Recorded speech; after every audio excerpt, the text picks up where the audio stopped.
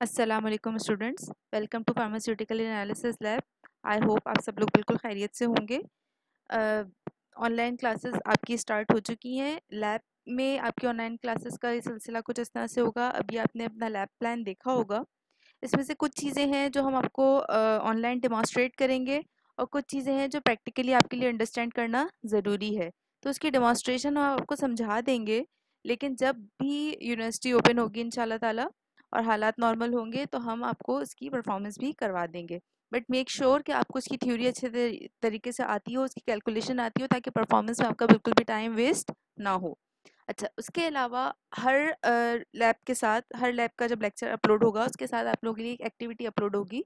जिस तरह से आप नॉर्मली लैब परफॉर्म करते हैं और उसके बाद अपना मैनुअल कंप्लीट करके टीचर से चेक करवाते हैं, जस्ट लाइक दैट आपको हम मैनुअल एक एक्टिविटी जो अपलोड करेंगे, उस एक्टिविटी को जो भी आपको इंस्ट्रक्शंस दी होंगी उसके अकॉर्डिंगली आपने उस पर काम करना है और उसका रिस्पॉन्स देना है विद इन गिवन टाइम। ठीक है, उसके लिए आपके पास टाइम लिमिट होगी। अगर आप अपना असाइनमेंट कंप्लीट करके, अपना टास्क कंप्लीट करके सबमिट कराएंगे तो ही आपकी उस लैब के लिए अटेंडेंस मार्क होगी, अदरवाइज आप उसमें एब्सेंट कंसिडर होंगे। Is that clear?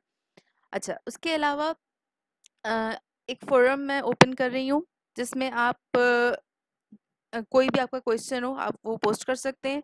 लैब में परफॉर्मेंस के हवाले से कोई चीज़ पूछनी हो या जो लेक्चर दिया गया है उसमें अगर आपको कोई चीज़ समझ में ना आ रही हो या एक्टिविटी के हवाले से कोई चीज़ पूछनी हो तो आप उसमें पूछ सकते हैं। अ, हर रोज़ मैं उस फॉरम को चेक करूँगी। If there is a new question I will reply to that. और ये आपके पास एक बहुत अच्छी अपॉर्चुनिटी है कि आप टीचर से वहाँ पे इंटरेक्ट कर सकते हैं। ठीक है। अच्छा, इसमें इस पर्टिकुलर लैब में जो कोर्सेज हैं, some of the courses will be conducted by me, I am doctor Abid Iqtidar, and some courses will be conducted by doctor Ayesha Naseer. ठीक है, मॉर्निंग और इवनिंग दोनों को हम एक साथ लेके चल रहे हैं। Both will be taught the same type of experiments और हम दोनों इंस्ट्रक्टर्स अवेलेबल हैं। आप जिससे भी कोई क्वेश्चन पूछना चाहें आप आराम से पूछ सकते हैं। ठीक है। Pharmaceutical analysis. Pharmaceutical analysis is a branch of practical chemistry that involves a series of processes which are useful for identification, determination, quantification, and purification of drug substances, or separation of components of a solution or mixture, और determination of structure of chemical compounds. Basically drug की जब आपके पास discovery होती है उसके बाद किस तरह से उस ड्रग को फार्मास्यूटिकली डेवलप करना है, किस तरह से वो पेशेंट तक जाएगी, पेशेंट में जाके वो किस तरह के इफेक्ट्स क्रिएट करेगी, all of those studies are being conducted in a pharmaceutical analysis lab. तो फार्मास्यूटिकल एनालिसिस की लैब में आप दो तरह की स्टडीज करते हैं। एक तो आप टेक्निक्स के बारे में पढ़ते हैं, दूसरा आप इंस्ट्रूमेंटेशंस के बारे में पढ़ते हैं। ठीक है, जो भी इंस्ट्रूमेंट्स यूज होते हैं फार्मास्यूटिकल एनालिसिस में, pharm 507 course is all about that कि इंस्ट्रूमेंट्स किस तरह से आपने सेफली यूज करने हैं। जब भी आप किसी केमिस्ट्री लैब में जाते हैं, the first very important thing is maintaining safety in that lab. ठीक है, तो इस लैब प्लान में अगर आप देखें तो इसमें आपका फर्स्ट ऑब्जेक्ट यही है कि maintaining safety measures in a pharmaceutical chemistry lab. So we will move on to our first objective, which is okay. So our first objective is introduction to risk assessment in pharmaceutical chemistry lab and safe handling of chemicals and equipments. ठीक है, basically आपने ये देखना है कि pharmaceutical chemistry lab में क्या क्या रिस्क आपके पास हो सकते हैं और आपने किस तरह से सेफ हैंडलिंग करनी है कि आप भी सेफ रहें और इक्विपमेंट भी सेफ रहे। ठीक है, सो फर्स्ट ऑफ ऑल आपको ये समझने की ज़रूरत है कि रिस्क असेसमेंट जब भी हम कोई लैब में काम स्टार्ट करते हैं तो सबसे पहले आपको बिल्कुल क्लियर होना ज़रूरी है कि आप क्या काम करने जा रहे हैं, उसमें कौन कौन से केमिकल्स इन्वॉल्व होंगे, कौन कौन से इंस्ट्रूमेंट आप यूज़ करेंगे और उन इंस्ट्रूमेंट्स की सेफ्टी हैंडलिंग किस तरह से होती है। ठीक है, उसमें आपको खुद भी बहुत ज़्यादा रिस्पॉन्सिबिलिटी के साथ काम करना है। साथ में आप अपने लैब सुपरवाइज़र से अपने लैब अटेंडेंट्स के साथ बहुत ज़्यादा आप उनसे कांटेक्ट में रहेंगे, उनसे पूछेंगे कि किस तरह से हम इस इक्विपमेंट को सेफली यूज़ कर सकते हैं। फॉर एग्जांपल, अगर आप यूवी स्पेक्ट्रोफोटोमीटर यूज़ कर रहे हैं तो यूवी स्पेक्ट्रोफोटोमीटर यूज़ करने में आप ग्लास क्यूबिट्स यूज़ करते हैं। अब वो जो ग्लास क्यूबिट्स हैं, those are very sensitive, those are very very delicate. तो अगर आप उनको सेफली हैंडल नहीं करेंगे, दे माइट ब्रेक डाउन, और उसके बाद फिर आपको उसको ऑब्वियसली रिप्लेस करना पड़ेगा, so that would be financially bothersome for you. So आपने ये चीज़ इंश्योर करनी है कि जो भी आप लैब में जितने भी इक्विपमेंट्स को डील करें, आपको उन्हें सेफली हैंडल करना आना चाहिए, ठीक है। आप खुद भी सेफ रहें कि आपको खुद भी कोई नुकसान ना पहुंचे, और जो इंस्ट्रूमेंट्स हैं वो भी वर्किंग ऑर्डर में रहें, ठीक है। अच्छा, so what are the laboratory hazards? Laboratory hazards आपके पास 3 तरह के हो सकते हैं। The first one is equipment, the second one is chemicals, and the third one is gases. Equipment के हवाले से मैंने जैसे आपको एग्जांपल दी यूवी स्पेक्ट्रोफोटोमीटर की, कि जब भी आप कोई भी इंस्ट्रूमेंट यूज करें, चाहे वो एक्सपेंसिव हो या इनएक्सपेंसिव हो, यू हैव टू नो कि उस इंस्ट्रूमेंट को किस तरह से इस्तेमाल करना आना चाहिए। टीचर जब आपको इंस्ट्रक्शन दे रहा होता है किसी भी लैब के स्टार्ट से पहले, पे अटेंशन टू दैट। और कोई भी आपको कंफ्यूजन हो, उसको एक्सपेरिमेंट करने से पहले पूछ लें। या तो आप अपने लैब सुपरवाइजर से पूछ सकते हैं या लैब अटेंडेंट से पूछ सकते हैं, बट मेक श्योर कि आप जो भी एक्सपेरिमेंट परफॉर्म कर रहे हैं, you are promptly clear about it कि आपको किस तरह से उसको परफॉर्म करना है, okay. The next thing is chemicals. Obviously जब आप एनालिसिस परफॉर्म करेंगे, you will be dealing with the chemicals, और केमिकल्स आपके पास बहुत सारी तरह के हो सकते हैं। ऑर्गेनिक केमिकल्स हम बहुत ज़्यादा यूज़ करते हैं फार्मास्यूटिकल एनालिसिस की लैब में। तो इन तमाम केमिकल्स के बारे में कुछ इन्फॉर्मेशन होती है which is mentioned on their bottles. तो उनकी बॉटल्स को आप प्रॉपरली स्टडी करें। उसके अलावा उनके MSDS होते हैं, मटेरियल सेफ्टी डॉक्यूमेंट्स होते हैं, जिनको आप देख सकते हैं। उसके अलावा आप को जो इंस्ट्रक्शंस दी जाती हैं, आप को उनको क्लोजली फॉलो करना होता है, ठीक है।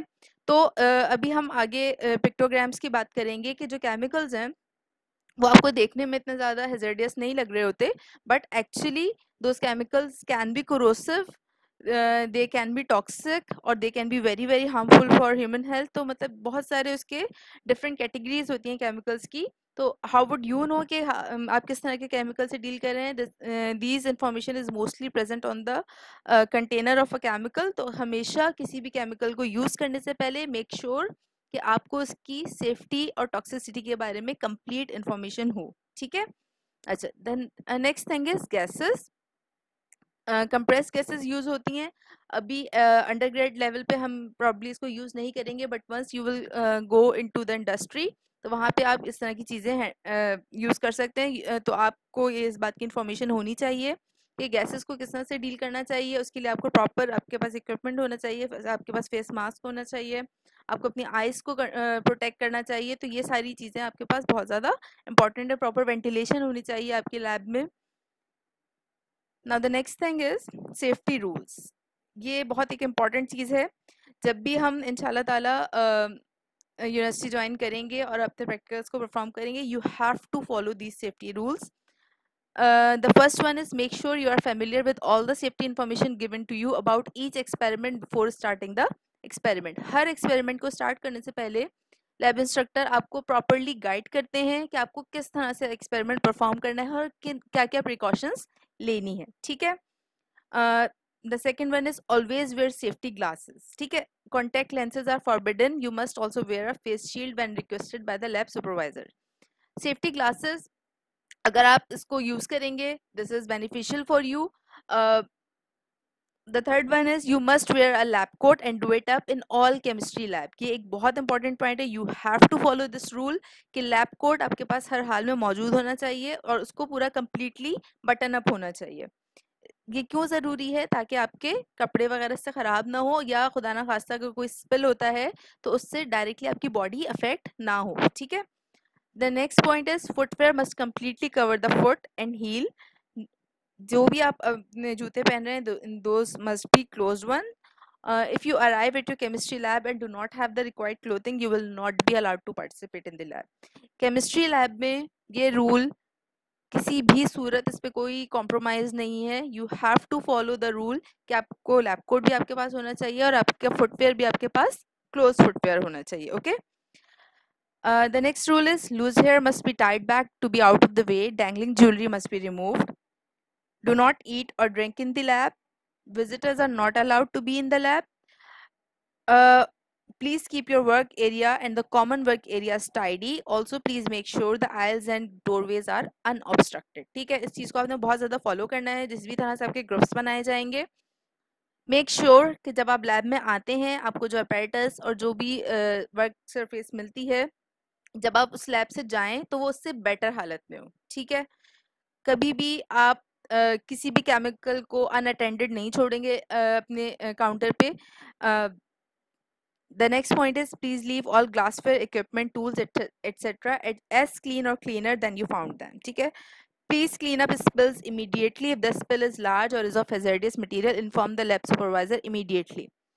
इसके लिए बहुत इंपॉर्टेंट चीज़ है कि जब भी कोई केमिकल स्पिल हो, before dealing with it you have to inform the lab attendant और द लैब सुपरवाइजर कि इस तरह से ये चीज़ गिर गई है, how do we clean it up, और सेफली इसको किस तरह से रिमूव किया जाएगा. कभी भी ऐसा ना कीजिएगा कि कोई चीज़ गिर गई है आपने जैसे उसको मॉप अप कर दिया, क्योंकि उसके बाद जो नेक्स्ट वहाँ पे काम करने के लिए आएगा that person would not know कि यहाँ पे इससे पहले कोई हैजर्डियस चीज़ जो है वो गिरी थी और वो प्रॉपरली क्लीन अप नहीं हुई उससे उसको नुकसान पहुँच सकता है. So be very careful about this. ठीक है, please dispose of waste properly and in a timely manner and according to the instructions.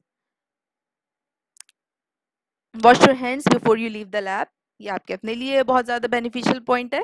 Do not remove chemicals और equipment from the lab except when required to do so for analysis. अमूमन आप जो भी आपके पास chemicals और equipment है you are not suppose to move it out of the lab. Do not wear earbuds और एयरफोन्स वाले इन द लैब. ठीक है, ये पॉइंट बहुत ज़्यादा इंपॉर्टेंट है कि आपको जो भी इंस्ट्रक्शन दी जा रही है वो आपके बेनिफिट के लिए है. अगर आप इस ड्यूरेशन में एयरबड्स की वजह से वो इंस्ट्रक्शन सुन नहीं पाते और उसकी वजह से खुदा ना खास्ता कोई नुकसान होता है तो उसके रिस्पॉन्सिबल आप खुद होंगे. Now, the chemical safety. The vapors of many organic solvents are flammable or combustible. Do not expose electric sparks, open flames, and heating elements to organic solvent vapors unless otherwise stated. Assume all organic solvents are flammable. ठीक है, organic solvents को हम at all time हम consider करेंगे कि ये flammable है and we are not supposed to bring it near flame. ठीक है, many chemicals are poisonous. Do not taste chemical. कभी भी आपने कोई केमिकल टेस्ट नहीं करना, माउथ पे पिटिंग नहीं करनी है, उसको सूंघना नहीं है, डायरेक्टली किसी भी चीज़ को इनहेल नहीं करना. कोशिश करना है कि एक सेफ डिस्टेंस के साथ आप चीज़ पाउडर्स की वेइंग करें, फ्यूम हुड्स यूज़ करें, जितनी भी प्रोटेक्टिव इक्विपमेंट्स आप यूज़ कर सकते हैं लैब में उन तमाम प्रोटेक्टिव इक्विपमेंट को यूज़ करें. Face mask, goggles, what ever is necessary for your health. Okay, do not pipe it with your mouth. Be extremely careful when transferring, distilling, or refluxing volatile liquids. Do not return used chemical back to the stock container. ये एक बहुत important point है.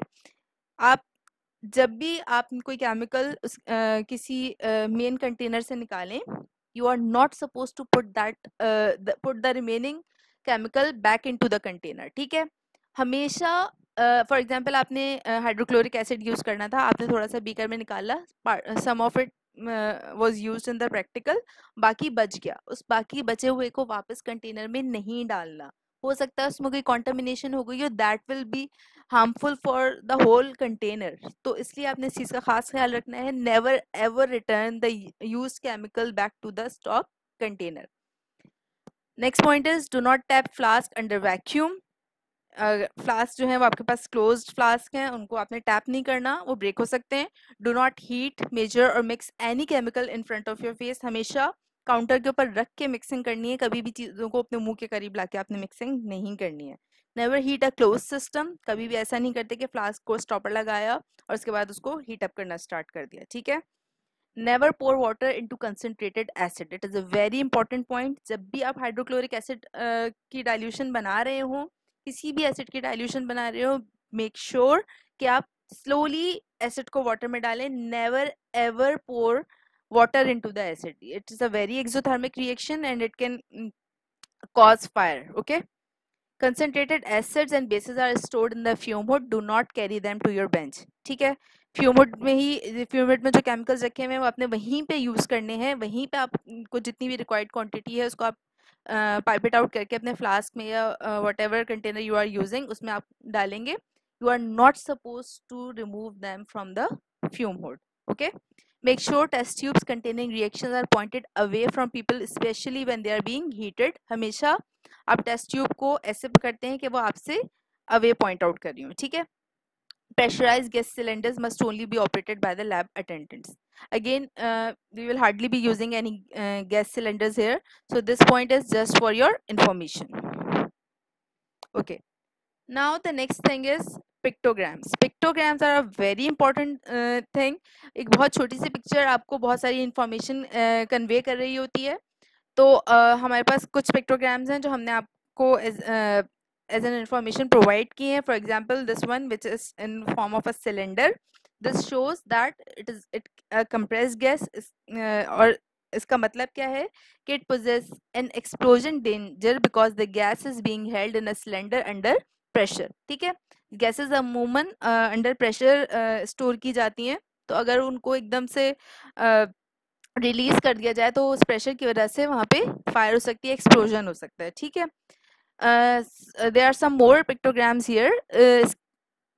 इसकी आप detail से study करेंगे और उसके बाद इस डिटेल को स्टडी करने के बाद you have to perform this activity जिसमें आपको डिफरेंट पिक्टोग्राम्स दिए हुए हैं और सामने आपको उसकी डिस्क्रिप्शन लिखनी है. इस डिस्क्रिप्शन को लिखकर आपने इस असाइनमेंट को दोबारा अपलोड करना है. जब आप ये असाइनमेंट अपलोड करेंगे तो ही आपकी लैब 1 की अटेंडेंस मार्क होगी. I hope everything is clear. If you have any questions about this lecture you can post in the forum and Dr. Aishan is here or I will respond them accordingly. Thank you so much, class.